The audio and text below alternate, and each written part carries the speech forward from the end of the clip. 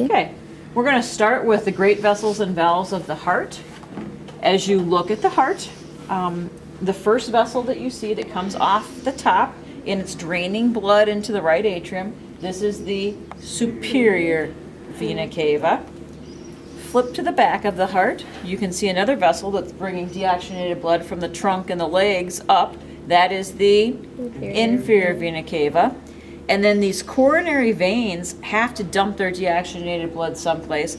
They all merge together and they dump their blood into this big, large blood vessel in the back of the heart, and that's called the Coronary sinus. Good, coronary sinus. So those are the three main blood vessels that bring deoxygenated blood back to the right side of the heart.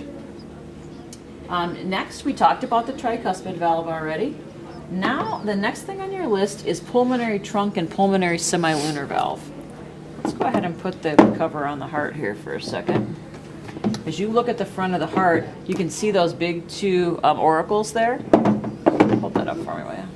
There you go. And that big blue blood vessel that runs in between the two auricles, it's taking blood away from the heart to go out to the lungs to get oxygen. That vessel's called the pulmonary trunk, okay?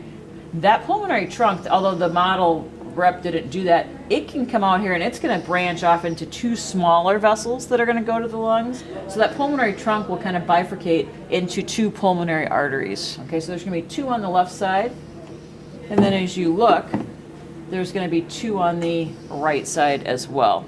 So those ones are blue? Exactly. She's already thinking, what the heck's going on? So you can tell me, even though it's an artery, and you guys know arteries are red, why are the pulmonary arteries blue? Why are they a different color? It's deoxygenated blood. Because they're carrying deoxygenated blood. So now the lungs have done its business, and it's taken away the nasty CO2 and filled the blood with O2. Now the blood's going to come back to the left side of the heart via these small red vessels that are on the right and the left side. If I tag these vessels and say, name these vessels and indicate right or left, what are you going to tell me? The pulmonary veins on the right side. Good. Right pulmonary veins. Right pulmonary veins. Taking oxygenated blood back to the left atrium from the right lungs. Okay? I could tell Anna's loving that. Okay. Now at the base of the pulmonary trunk, you are going to find a valve, like a shutoff valve, like you turn water off in your home. So we're going to find the bottom of the pulmonary trunk. And you can see there's just like a 3-sectioned little valve there.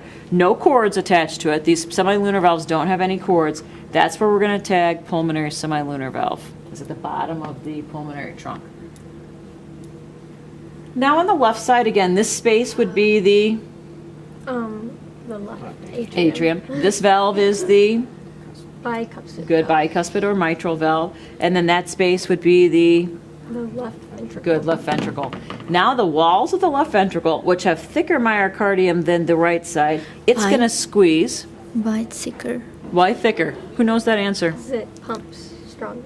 Good. To the rest of the Yeah, body. from here, exactly, because it goes to the whole body. The right ventricle has thin myocardium because it only has to pump blood out to the lungs, which are sitting right here.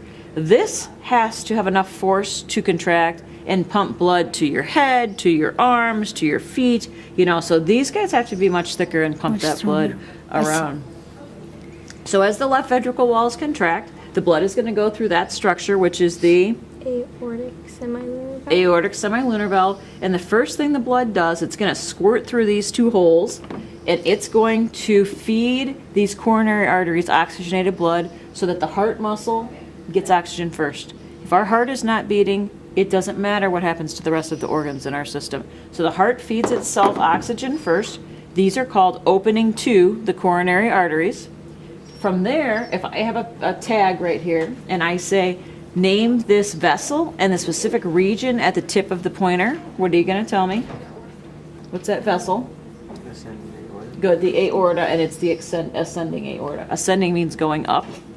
If I tag this and say, name this specific region of the blood vessel seen here. The aortic arch. Good, and if I tag the part that goes down towards the rest of the torso, that would be the Descending. good descending aorta.